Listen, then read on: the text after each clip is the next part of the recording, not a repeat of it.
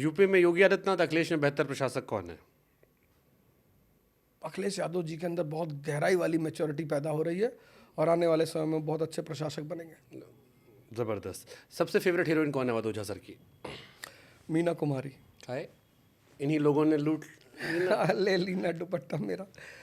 बस उनकी अदाकारी में एक बड़ी प्यारी चीज़ थी कि शब्दों के मतलब डायलॉग जो होता था, तो एक एक डायलॉग पर जो फेस का एक्सप्रेशन होता था उसमें 100% मैच होती थी। जैसे कुछ एक्टर्स होते हैं, ठीक है, आप अगर उन्हें गंभीरता से नहीं देखते हो तो आपको नहीं पता चलेगा, पर अगर आप उन्हें बहुत गंभीरता से देखोगे तो आपको लगेगा नहीं नहीं मिस कर गए यार, ये सीन तुम और भी अच्छा कर सकते थे। पर मीना कुमारी एक ऐसी एक्ट्रेस थी कि जब वो डायलॉग डिलीवरी करती थी, भाई एक्टर कौन जो वर्ड के साथ एक्सप्रेशन सेट कर ले, मैच कर जाए। उसमें सबसे बेहतरीन अदाकारा थी Meena Kumari. Teacher, motivational speaker या नेता, ज़्यादा मुश्किल क्या है? टीचर। टीचर में सबसे मुश्किल बात यह है कि आपके पास जो आपका स्टूडेंट आता है ना, उसका पूरे जीवन की ओवरहॉलिंग आपको करनी होती है। मतलब आपको पता है कि इस आदमी को गढ़ना है पूरी तरह से। टीचर होना एक बहुत चैलेंजिंग काम है जीवन में, बहुत चैलेंजिंग काम। अगर ज़िंदगी में एक आखिरी डायलॉग बोलना, जो डर गया समझो मर गया। आपको बधाई, शुभकामनाएं। एक नई शुरुआत की आपने। आपका भी जीतना हारना तय करेगा कि भविष्य में आप किस तरह के उदाहरण दिए जाओगे कि देखो अवध ओझा जीत गए या देखो अवध ओझा भी गए थे। नेता बनत रहे बहुत। अच्छा, जो एक नया कॉन्सेप्ट आया था इतने घंटे काम करो, 90 घंटे शायद, ये सही है गलत है?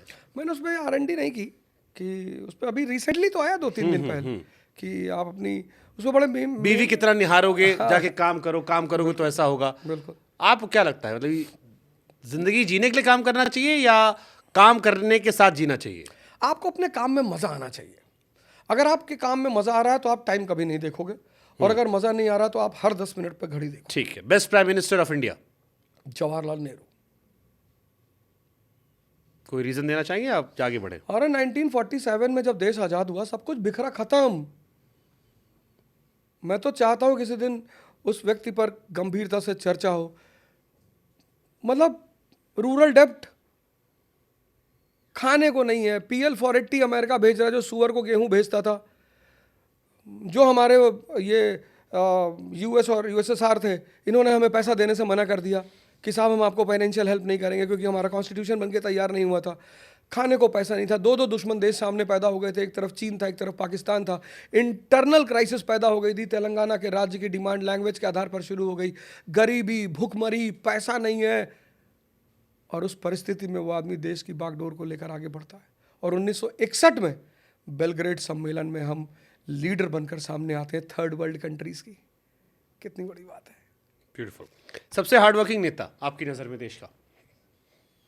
सबसे हार्डवर्किंग भी नेहरू जी ही थे। बहुत हार्डवर्किंग।